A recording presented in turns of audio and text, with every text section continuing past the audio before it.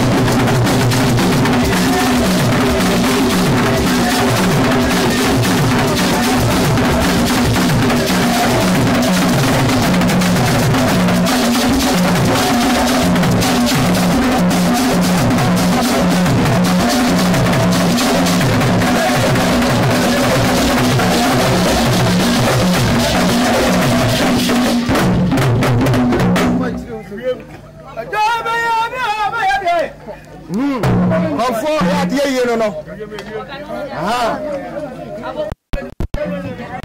Kronkron Tano Komfor no. Waso wo ha da gre ni amane bia tantam so no a. Na de woni akyere na so ye.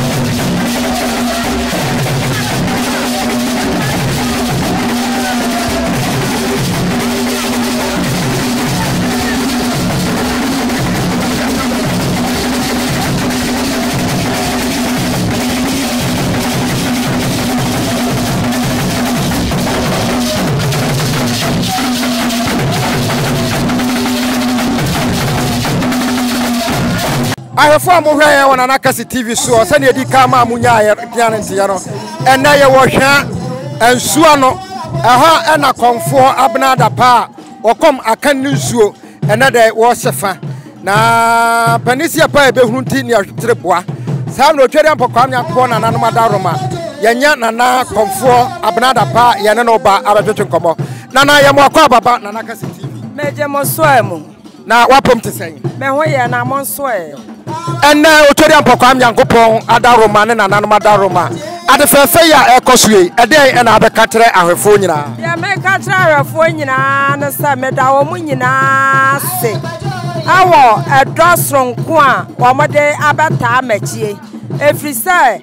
bosom enipa ana yede ye bosom eti me da ahwefo nyina ase asa obia amanani enko bosom efri sai ya nanano mo tete amamre akane no na bosom ya je bosom edinti na bone eni ho eso ene no ya to niema nyina sarom enti na ma niema bone aba ewiase no eti ni America nyina ne sai bosom aye ade a ebo okuro eho ban ebo enipa eho ban eye ade ye nemo wa hu ni ye ya ana wo condemn bosom de eya dia eye pa ora ma obi be Kesse se ka ya baba wa ne bia wo Roma na presby na Methodist so dem ne bi kra wo ye Quelester ana woman fellowship na baba wa se wo se wo be kom otine sa ya na enha wana enha me ba kokra efri se bosom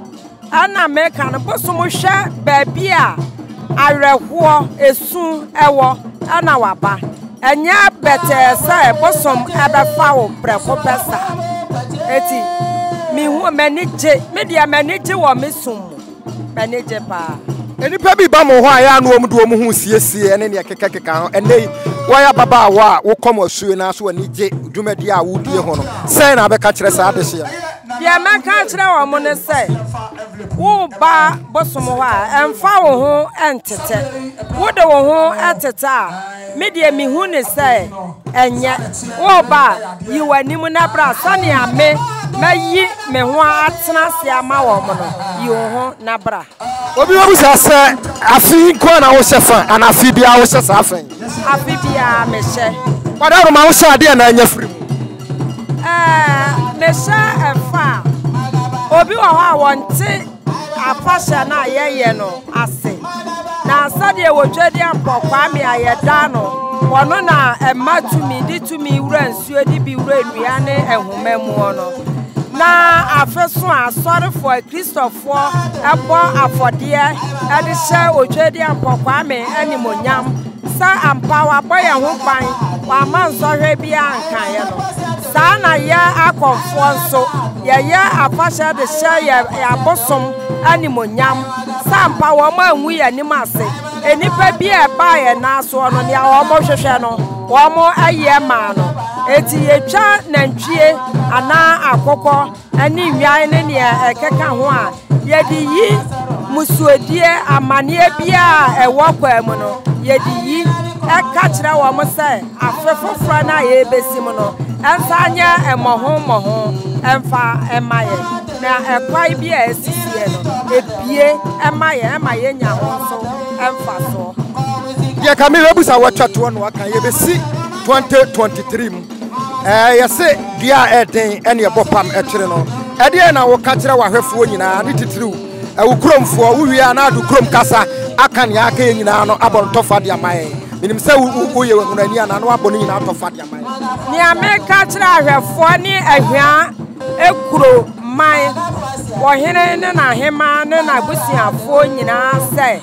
Asuo Ankani ni ye Asuo Tete ena ani da edikai ya me kasa aba kasa afidie so anasa ahwefo TV so ya ye betie ye Ankani ni ye Asuo ni a edikai akane no nanka ahwa kuro yi mu obi nya accident enwuda ana obi yira wo yira na se wo hu Asuo Ankani mu na wo ba Asuo Ankani obeyi ede wo aba wo haw ebia da wo so a Ankani ni obeya ma Ankani ni ye Asuo a otimi dane ne ho enipa eba ene obeto spa ene mu bedidi eye bibia Ankani ni ye bema wo ye bosom kese a obia hwan kuro ni Ghana man nyina wiase bebia obia momoden na wontwe me Asuo Ankani na wo ha wa mane ni nyina ebesa ama watu obe Nana pia ye do ase anwumre se na Kesse TV so wo ne yen akasa na wo kire yen se sa me de kwan na pie e wa ha nti obia o ha ne dadwene ne amane bia wo ba wo mfa ne ha ne dadwene na amane enko ye do ase anwumre yo this year ma sane am di ka e kan no eye nana Abena dapa won Okom Asuo Ankani a wo eye ehwa ntua no ene ne dey wo hye fa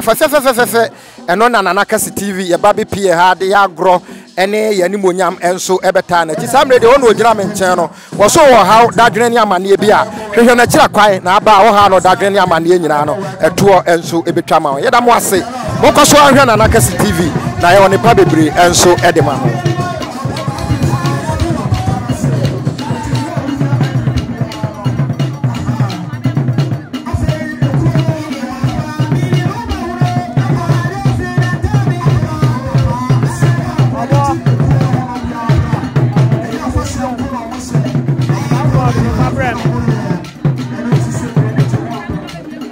Tripod